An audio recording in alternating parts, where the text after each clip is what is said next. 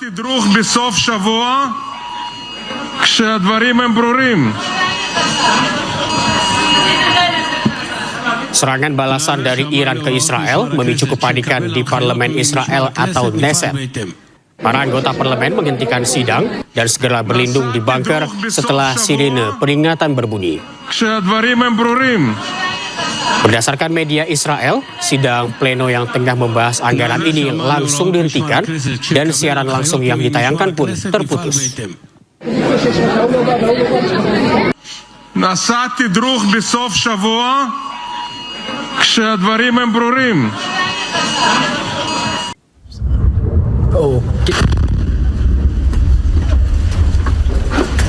Inilah detik-detik saat rudal Iran menghantam fasilitas militer milik Amerika Serikat. Tentara Amerika Serikat harus berlindung di bunker yang ada untuk menghindari serangan Iran.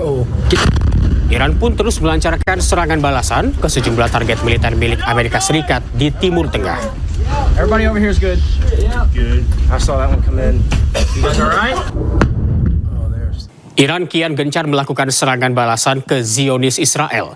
Salah satunya serangan rudal Iran yang menghantam wilayah Israel Tengah dan melukai setidaknya 8 Zionis.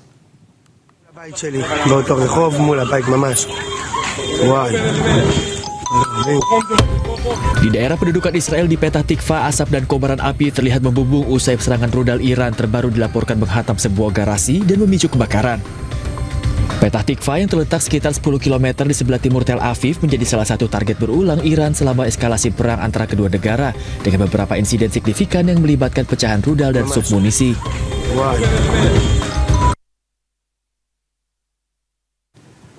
Pemirsa, meski Amerika sudah mengumumkan akan melakukan serangan darat ke Iran, namun saling balas serangan rudal masih terus terjadi. Serangan rudal Iran ditakuti Israel karena daya jangkaunya ribuan kilometer.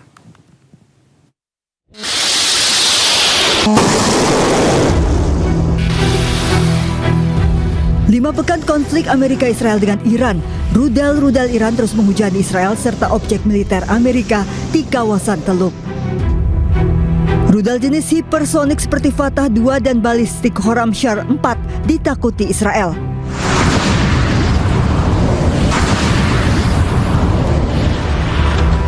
Kecepatan rudal-rudal Iran dikenal ekstrim, mampu bermanuver dan menjelajah dengan jangkauan sangat jauh hingga ribuan kilometer.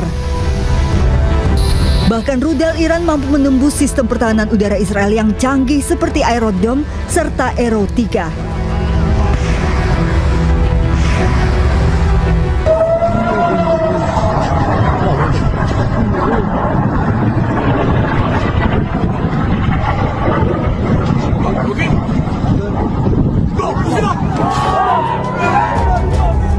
Dalam rekaman video amatir, bahkan rudal Iran mampu bermanuver menukik menghindari sistem pertahanan Israel.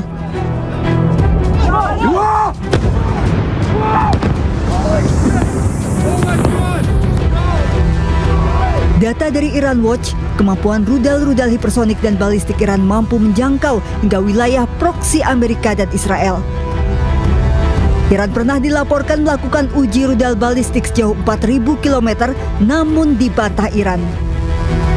Jika melihat dari daya jangkaunya yang ribuan kilometer, bukan tidak mungkin bisa mencapai sejumlah negara di Eropa.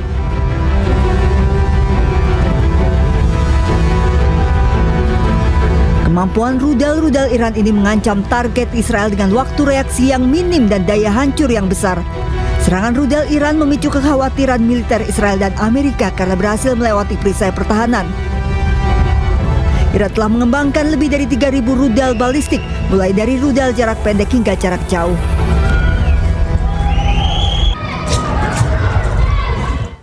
Perang darat di Timur Tengah kian dekat dengan masuknya Yaman dan juga Irak.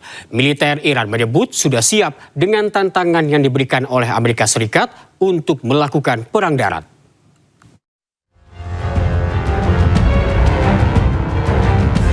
Eskalasi perang Iran memasuki babak baru yang lebih berbahaya. Kelompok Houthi Yaman meluncurkan serangan rudal balistik pertama dengan mengarah ke daerah militer Israel yang berada di wilayah Palestina Selatan. Serangan yang dilakukan Yaman sebagai bentuk aliansi baru untuk terlibat dalam perang melawan Amerika Serikat dan Israel. Kelompok-kelompok di Irak kini pun ikut campur terhadap perang yang terjadi di Timur Tengah.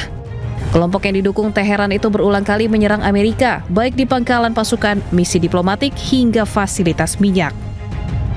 Pesawat tempur Amerika pun terlihat di atas Al-Hanabiyah, Irak, mengeluarkan suara tembakan dan mengakibatkan kehancuran di daratan. Kementerian Pertahanan Irak menyebut ada 7 personel militer yang terluka dan 13 orang lainnya cedera. Sementara itu, lebih dari 1 juta warga Iran dimobilisasi di tengah meningkatnya spekulasi rencana operasi darat oleh Amerika Serikat dan Israel. Media militer Iran menyatakan kesiapan penuh dan menyebut wilayah Iran sebagai medan tempur bagi pasukan yang terlatih. Kini dengan masuknya secara aktif Yaman dan Irak, peta konflik menjadi semakin rumit.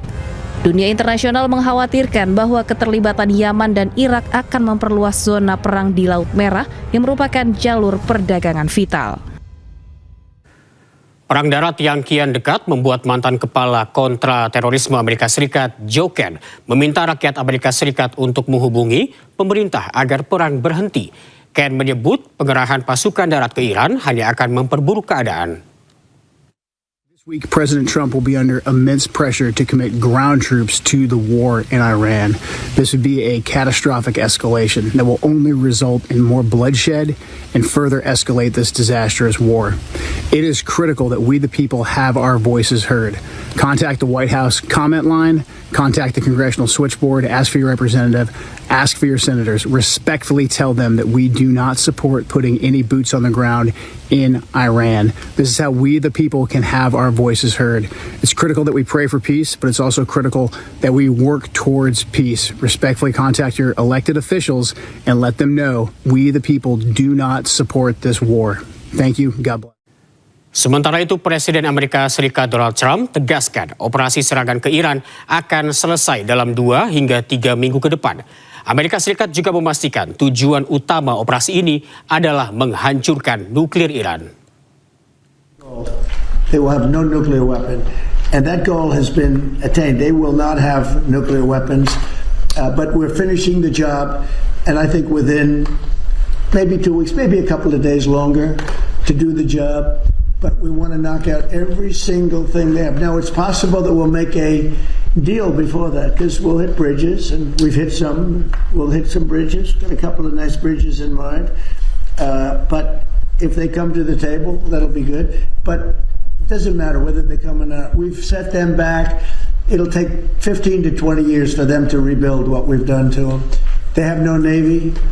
They have no military. They have no Air Force. They have no telecommunications. They have no anti-aircraft systems. They have no leaders. You know, their leaders are all gone. That's why we have regime change. We have nice new leaders.